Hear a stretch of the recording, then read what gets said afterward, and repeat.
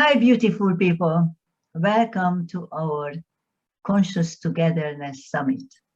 My name is Zsa Zsa Tudos. I am an author, educator, personal life coach, philosopher, just to mention a few things under the umbrella of coaching, healing, educating.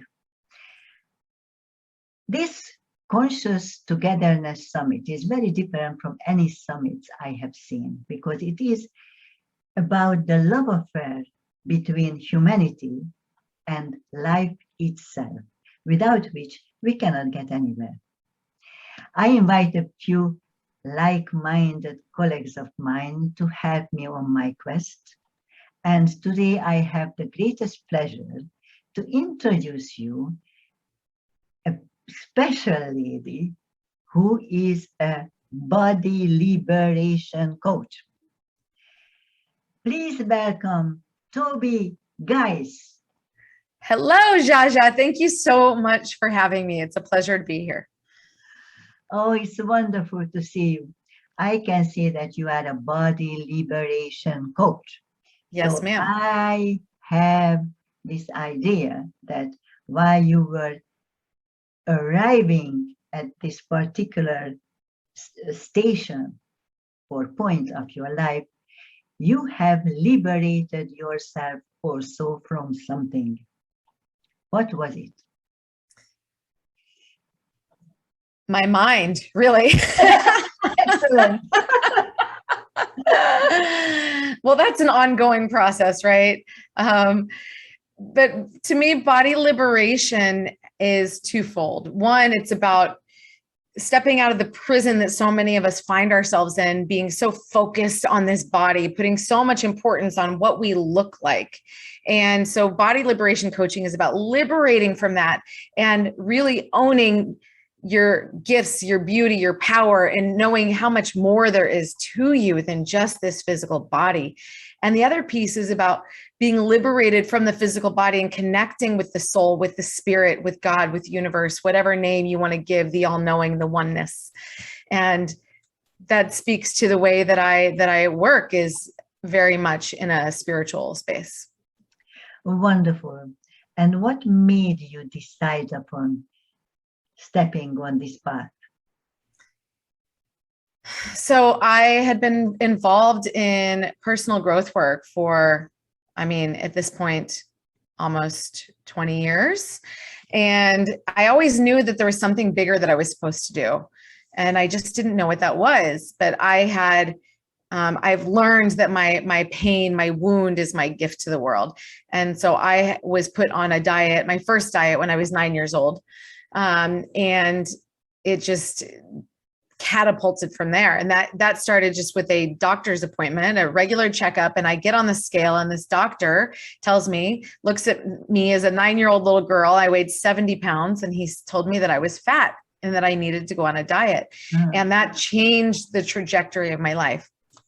And so I became very conscious at a very young age of everything that I put into my mouth and how I looked and counting calories and fat grams. And by the time I was 12, I had discovered bulimia, which I considered the holy grail because, now I can eat anything that I want and then I can just get rid of it. I would, I started exercising at a very young age and going to the gym at like 11. And so in a sense, I kind of lost my childhood, my joy for youth and for living. And I was in a lot of pain at a very young age because I didn't think that I was loved or lovable because I had this body that was too big, was too fat. And so that really ran my life. And then that went on until I was about 35 years old. And at 35, I hit a rock bottom and I was binging and purging like 5 to 10 times a day. I didn't know how to stop. I was in my personal growth group and mind you, I had been involved in personal growth work for almost 10 years at this point, but I was in total denial that I had a problem, total denial of my eating disorder, just trying to go, push my way through life, push my way to achieve and try to earn love, by being the best at everything. And it was exhausting. And I totally hit a wall and I was in my group and I said, I am binging and purging and I don't know how to stop and I need help. And so my group leader recommended a therapist who I started seeing. And that was the beginning of my recovery journey. And then I had this really beautiful divine intervention that plucked me out of my toxic life in Chicago and brought me across the country to San Diego to heal. And I got into recovery, into 12-step recovery. And, I would say the rest is history, but that wasn't the end of it. But that was the beginning of my true recovery and really what launched me into my spiritual path.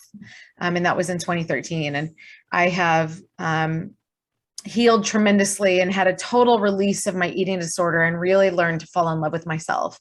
And I call my story my journey to self-love.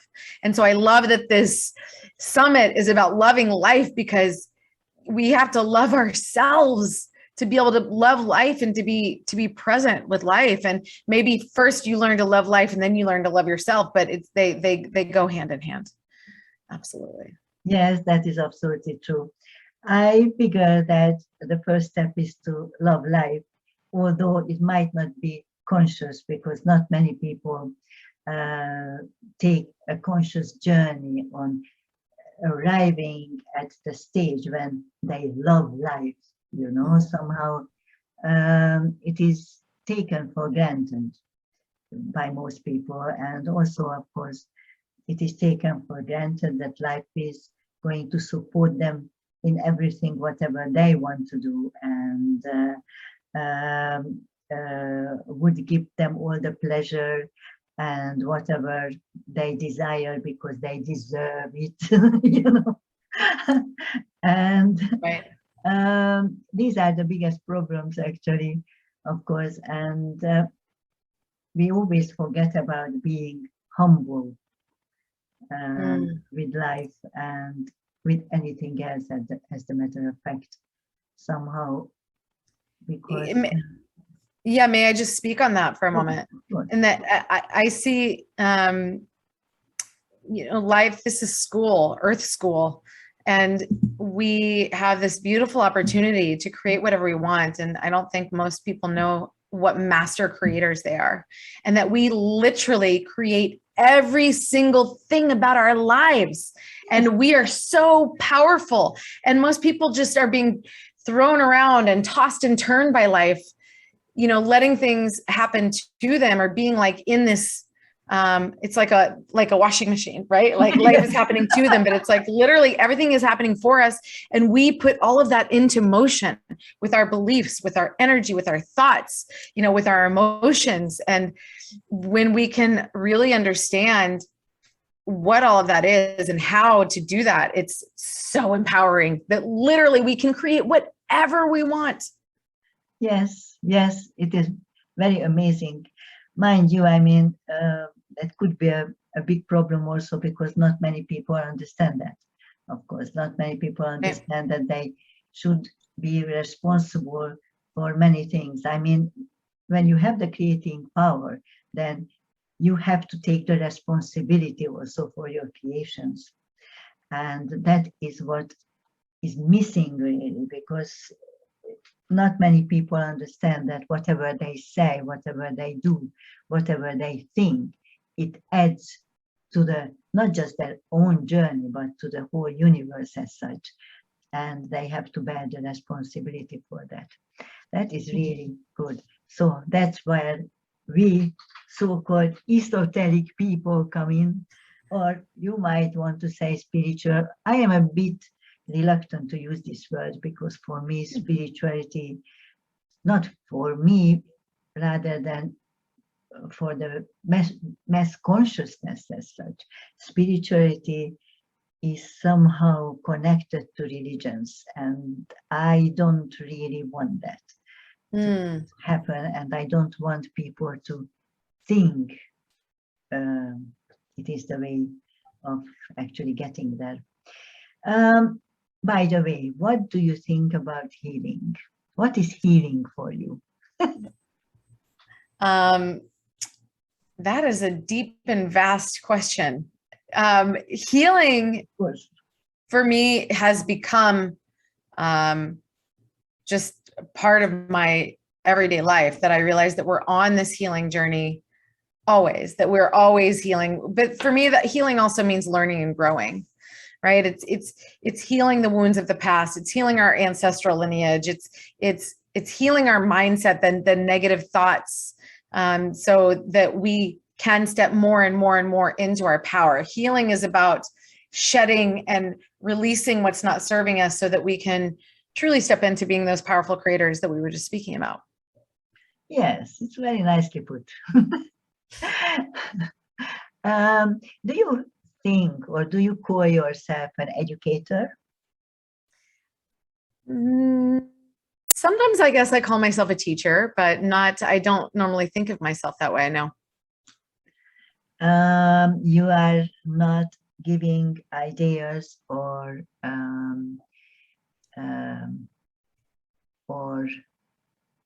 wisdom to your clients ever? Oh, yes, absolutely, I am. Then why do you say you are not an educator? I do think that I'm a teacher. I'm an educator. It's just not a title that I wear, I guess. But Yeah. maybe I should start to. Definitely. I mean, it is very important. What kind of advice you give to your clients? I would say that I try not to give advice. I try to guide them to their own answers, but sometimes that's so hard. When it's like, I see what could help you on that next step. And it's also really empowering to guide them to it themselves. And something that I love to do is connecting them to their own intuition and helping them open up to that and to really realize that they have all the answers within. And if there was like one, again, I wouldn't call it advice, but like that is like a guiding principle that I operate by is you have all the answers within. I have all the answers within. We do. And I forget a lot. So I have to take my own teaching, coaching, but I teach them how to listen within and how to get those answers and how to listen to what their body is speaking. Because again, I work with people with a dysfunctional relationship with food and body, or eating disorders. And, when a lot of women are very disconnected from their bodies, and our bodies have all the answers. Our bodies are pleading with us, please feed me this. I need this mineral. Pay attention to me. Give me this kind of self-care. So it's when we can listen within, that's the only quote unquote advice we really need. Do you think eating disorder is only a problem for women? No, I definitely think it's a problem for men too. It's not quite as prevalent, but I've known a lot of men. And I absolutely would love to work with men if they came my way. I've just attracted a lot of women. Yes, usually that's how it goes. Why do you think it is? Society, culture, media is so focused on women looking a specific way. And there's always been much more of a focus on women looking perfect and being thin and having a certain body type, much more focused than men. And yes, there is a focus on both. And it has been much more prevalent with women over time, especially with social media. It's with all the filters on social media, we can construct our faces to look a certain way, to not even look like ourselves. And there's just too much focus in this 3D world on this body, which is really like in all of the thousands of lifetimes that we have, this life is just a breath. It's a blink of an eye. It's so quick. And this is an apartment. Yes, I want to keep my apartment nice so that I can live my life to the fullest, so that I can feel everything. And so I can go hiking and experience everything I want to experience and, live long, pain-free. Aside from that, it's really, really about being healthy so we can live life to the fullest. And if we can just release this idea that, oh, I need to lose 5 pounds. Oh, does my butt look fat? Oh, I can't wear that. How much energy and focus we place on this thing that is not even important, aside from being healthy and vibrant. Yeah, sure. That is absolutely true. Actually, I don't really think it is only society. Somehow, you see, we create the society. We create the mass consciousness. We are talking about it all the time, saying, oh, yes, we do that because the mass consciousness wants us to do that. But we created the mass consciousness. Mm-hmm. I mean, we created this idea that we should look good or whatever it was. Or what is good, I don't know. I mean, even we created the idea of what is good because who decides upon what is good? Who decides what is a good looking or who is a good looking person? Mm-hmm. I mean, right. You know, that's a really good question because, and this goes back to, and I'd love to hear your perspective on this, but I believe that the limiting belief, I'm not enough or I'm not good enough, seems to be part of every single human being's makeup when we come into this world. Right? Is that like just part of the human condition? And therefore we've just built on it and built on it and built on it and made it into our marketing, our advertising, our media, so that that has now just become the mass consciousness? What do you think about that? I don't really think it is totally true because, well, our society obviously is very much technical based, and we have all these chatting platforms and God knows what, you know, and all the internet and everything.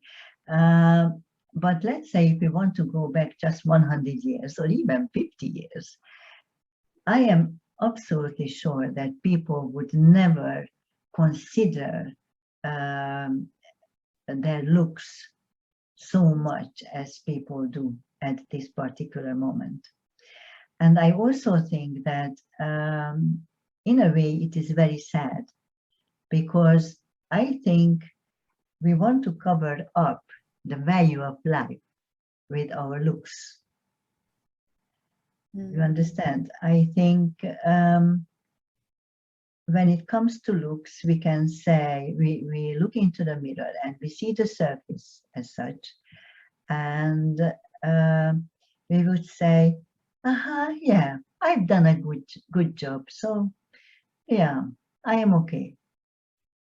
But obviously, because everybody is, and especially because of this technical age, everybody wants to see you on the surface, and that's where they meet you. And we don't have much time to dig a bit deeper any longer because, you know, your photograph is there and we either like it or not, and that's it. And not many people understand, of course, the vibes and energy coming from somebody. If you do, then it's okay.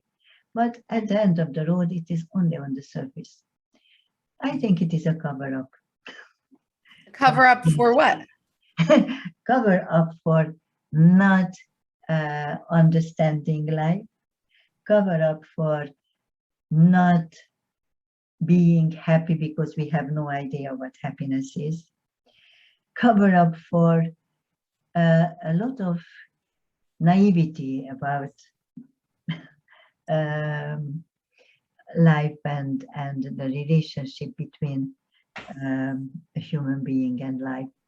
And of course, all the other stuff about the universe and the soul, you know, and whatever it is, if I wanted to go beyond the earthly existence as such, because we are part of it, we should go beyond. So I think it is a bit like that.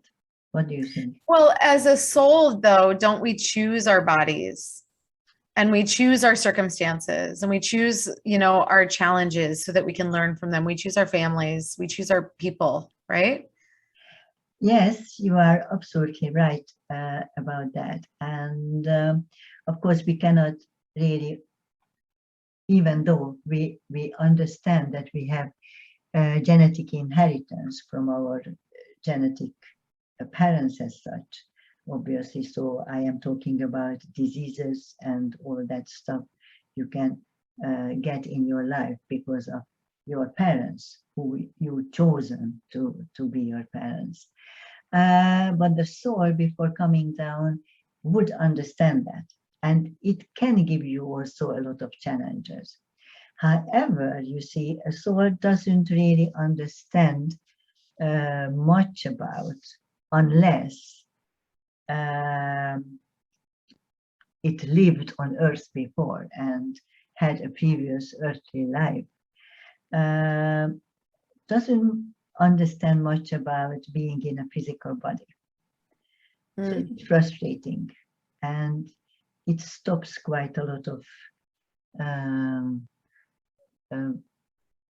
stops the flow of the knowledge as such, because you are restricted to your physical body, while the soul can actually travel without the body anywhere and through dimensions and time zones and God knows what. So that is very different. So it is, even though we choose, yes, but it's not as easy as that, because we can get frustrated on the road because we forget about it, what we've chosen, and we want to know. And that's why people go to places to learn about this and that and that and this, because they don't remember. It is in the subconscious. So, but the unconscious mind, which is where I work with the unconscious mind and with energy, and it's all of the memories are there. All the memories are in the unconscious mind, which is what is so cool about, back to your question about what is healing. You know, one of the processes that I use with my clients is releasing old trapped emotions, which is energy, right? It's low vibrational energy when it's like old and we're still holding on to hurt, anger, sadness, guilt, shame from the past, fear. I always forget that one. Funny. Right. So, and all that's trapped in our physical bodies, it's trapped in our neurology, it's trapped in our energetic bodies. And when our unconscious mind knows what the root cause is of all of those emotions, all of those beliefs. And so that's what we do. We ask the unconscious mind, what is the root cause of this fear?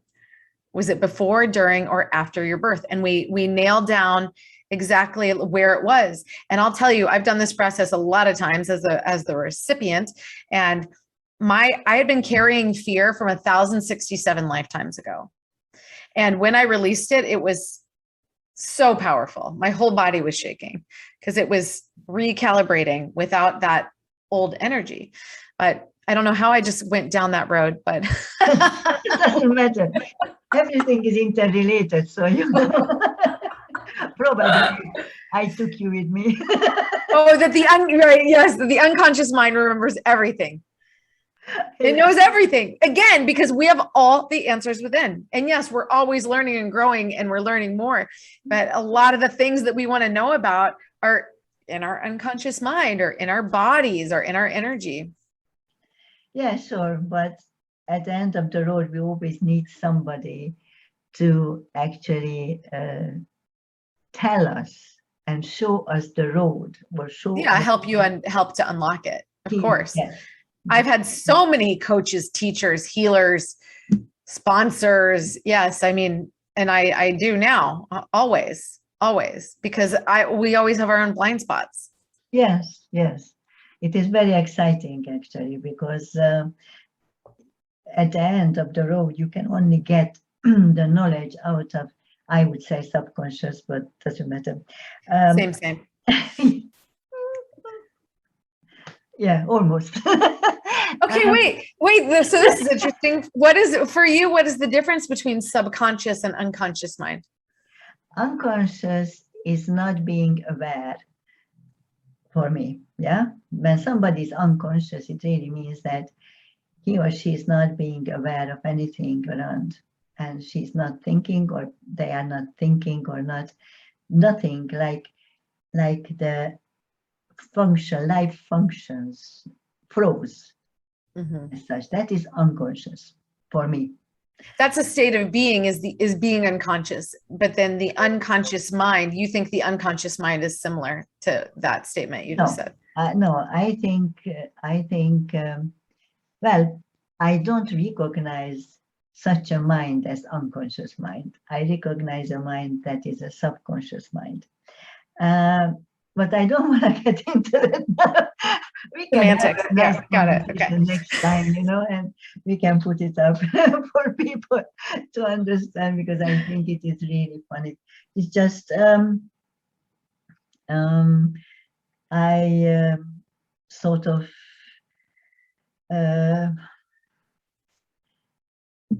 build, not a, no, I shouldn't say build. I sort of recognize that there are 4 parts in everybody's mind. And I am not going to go down on this road because it would take me 200 years to explain. And it is not about me today. But the point is really that I think people can only get the knowledge out of their subconscious, unconscious. Now we don't argue about that. Whatever they can relate to. You understand? So we actually, I am saying, yeah, and I want to know your opinion on that, because I think people, if you are not aware of, let's say, dinosaurs, you have never heard of them, and you've never seen any, and you don't even know they exist. You don't even know the word dinosaurs. If you are a clairvoyant, let's say, and I send you to the Jurassic Age and to see what is there, you are not going to tell me that there are dinosaurs, because you don't understand them. So it is right. It's not even a point of reference. Yes, that's a really good point. Yeah. So actually, you have to have a point of reference in your conscious to unlock your subconscious, even if it is by somebody else's help. Because I can tell you that, okay, your path is to build the Taj Mahal in New York City, but you would look at me, huh? Because you don't understand why should it be.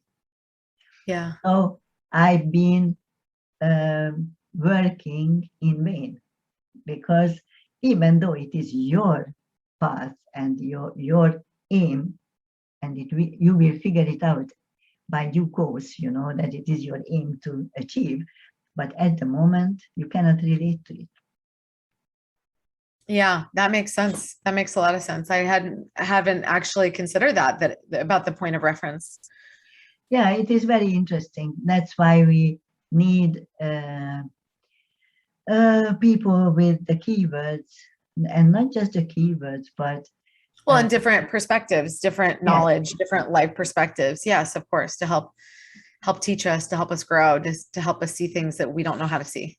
Yes, information. Yeah. I would call it information, because that is just putting the groundwork down for you, and you can build on it. It's really great. Yeah. So tell me more about this coaching business. Such grand tour questions. Yes. So where should I start? So I do one-on-one coaching, my body liberation coaching package. I have a course called Eliminate Emotional Eating. Yes, tell us more about the course. Okay.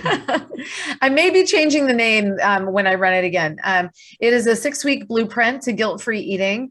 And we work with beliefs. What are your beliefs about yourself and about your body and about food? We work with energy. We work with emotions. Because if you're emotional eating, first we have to get in touch with the emotions if you've been avoiding them your entire life.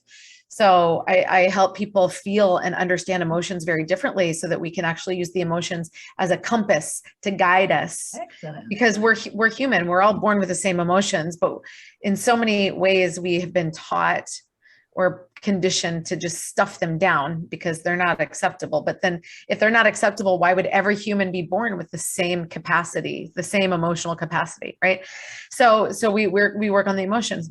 I do some energy healing. I go through that process that I was just speaking about, where we tap into the subconscious mind, the unconscious mind, and where we release those old trapped emotions that are stuck in the body. And that's so healing for people because it allows them to see differently. And it's like this weight is lifted and it frees them up so much. And then they're really able to it's easier. It's much easier to release some of the foods that may be causing them problems. And we actually, I work more in the realm of spiritual, mental, emotional in this course. And I bring in experts to talk about the physical, because I believe healing takes place in all four bodies. And so much when we're talking about this relationship with food in our bodies, we are only focusing on the physical, but the physical is just a symptom of the deeper root cause. And that's what I help my students get to, is what for you is the root cause of these behaviors, of this self-hatred with your body.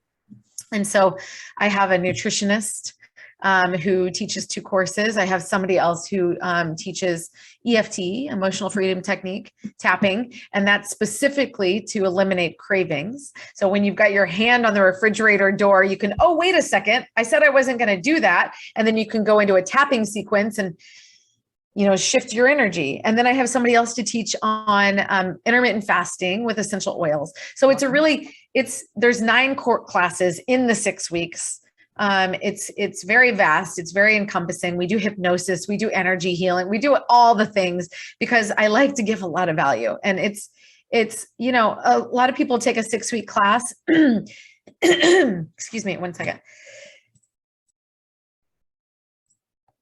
A lot of people will take a 6-week class and just think that they're going in for some information. And people left this class going, oh my God, I healed at a very deep level in a very short period of time. So it's a really great course, and I'm always improving and adding to it. And I am putting my marketing together to launch it again soon. When? I don't have a date yet, but I think it's going to be in September. Excellent. I will let you know so you can put it in the notes. Oh, yes, but I really want you to tell people all about it, Yes, thank you. Actually. And I have a gift for audience members today that they can listen to a hypnosis that I've created specifically on eliminating emotional eating so that they can start to tap into their unconscious, subconscious mind, where a lot of these patterns were first initially installed. So that in itself is very healing, and they can get a taste of my work. Excellent. Very nice. So you are saying in September you will do this course again? Yes. And may I ask how much would it cost? $697. Excellent. So people, listen, $697. You have all this wonderful stuff, and you are going to learn a lot of good things. So I would urge you to come on and enroll.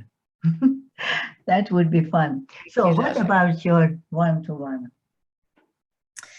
One-to-one is very powerful. It starts with a breakthrough session, which is a deep dive process that takes approximately 6 to 8 hours. We break it up over 2 days.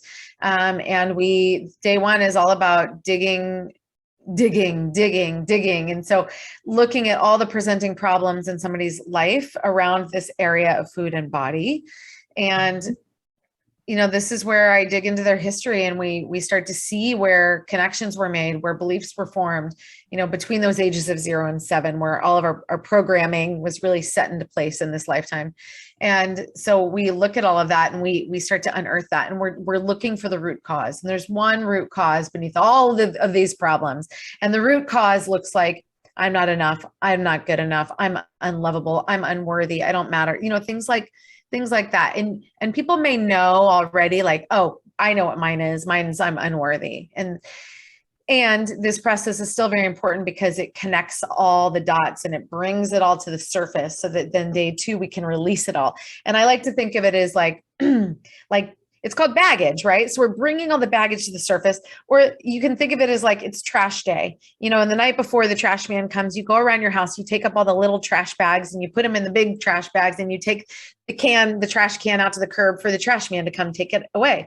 So day 1 is collecting all the garbage bags in the house, and day 2 is the garbage man comes and takes it all away. So that's what we do on day 2. We do a lot of release work.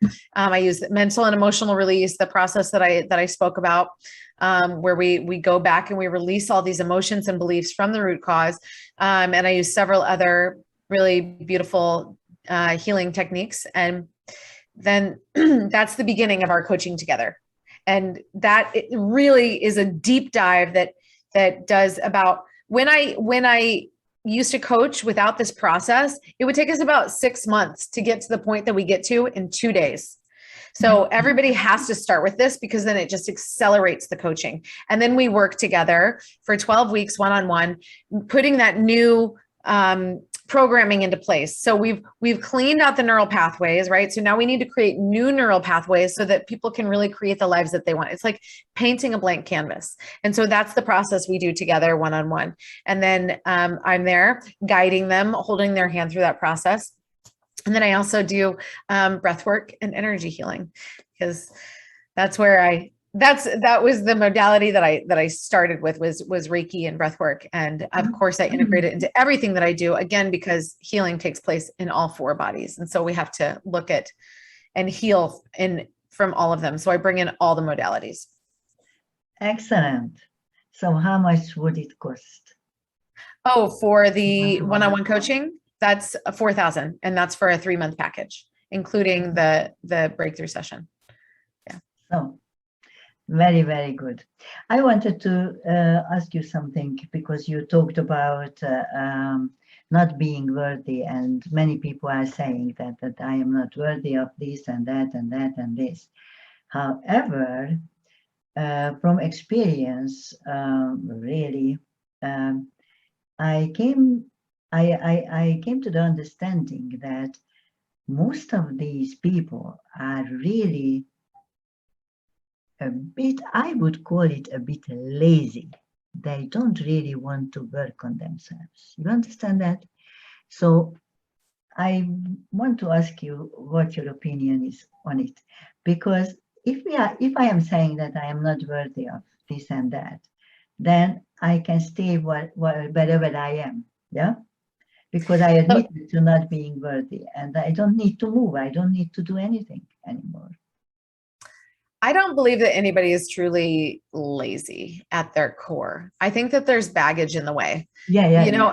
That there's a lifetime of beliefs, whether they're conscious of them or not, that live inside their head that, some speak loudly and some speak quietly, but they're telling them, I'm not enough, I'm not good enough, or I'm too scared to peel back the layers and do the work and look at what's really there. And I think I don't think people are lazy more than they're afraid, and that they don't want to rock the boat. It's like, okay, everything's going fine in my life. Everything's going fine. I don't need to look. Because what if I find something that I can't, because they already don't accept themselves. So what if they see something that they can't, they really just cannot accept? And how scary that is. I think it's truly is that because if people loved themselves unconditionally, they wouldn't be afraid to look beneath the surface. If they loved themselves unconditionally, they would look at doing the work as an opportunity to discover more, and they'd be excited to learn more about themselves and learn more about the world and how to operate differently, right? Sure. It's very interesting you are talking about loving unconditionally. As far as I'm concerned, love originally is unconditional. It's true. It shouldn't be, there shouldn't be conditions on it. However, I think if you want to love yourself unconditionally, you have to love everything and everybody unconditionally. Because if you are only loving yourself unconditionally, then it is a condition because you are only loving yourself. You understand? So, So it was very interesting the other day. That's a big concept Oh yeah. for a lot of people to think that like, well, if I have to love life, but in order to love life, I have to love myself. But in order to love myself, I have to love all my neighbors and my enemies. Yes. You shouldn't have any. Right. Right. In theory. And, you know, most people don't operate that way. You know, most people don't realize that everything outside of them is within them. Right. And we're human. We live in this 3D reality. I forget all the time that like, oh, if I'm mad at that person or I'm blaming that person, that there is something inside of me that it's being reflected outside of me, that it's an opportunity for me. Yeah. It's very, very interesting. It's very interesting. The other day I wrote an article in Quora.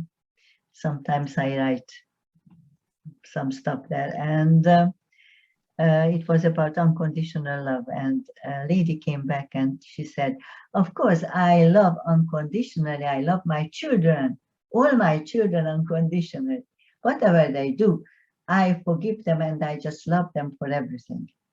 And I said to her, look, that is a condition because you only love your children. And it is a condition to love my children, not really anything else or anybody else. And it is very difficult, I think, mostly because of all the fears we have inside and all kinds of ideas. And of course, fear comes from not knowing really. I mean, whatever we can come back to, but it is very interesting how much people have to learn about themselves and the world, and of course about life itself. Mm-hmm. It's fascinating.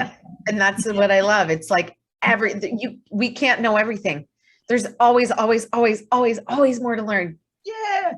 That's what makes it so amazing and exciting. Yes. Yes, of course. I mean, I have students who've been with me for 21 years now, and they are still learning. And one of them said to me, yeah, but now I cannot, or I shouldn't come to you any longer because now I know everything, whatever you know. I said, yes, my love, but I am improving on my knowledge daily. So who is going to tell you all that knowledge? So it's really Brilliant. funny, you know, how Brilliant. people think about knowledge. Okay, so now we talked about your course is going to come out in September. It's $697. Mm-hmm. What you said? Yes. Yeah. Excellent. I think it is a really great value because it is a wonderful course, and your one-to-one coaching is really fun. And yes, I think it is very good. Yeah. Beautiful. And what about your gift? My gift is a hypnosis recording. Oh yeah, that's what. So I will send you the link to that. Yeah. Eliminate emotional eating.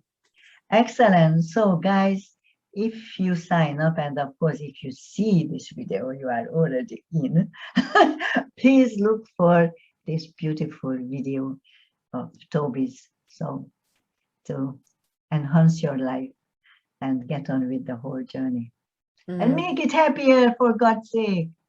I love to see happy people.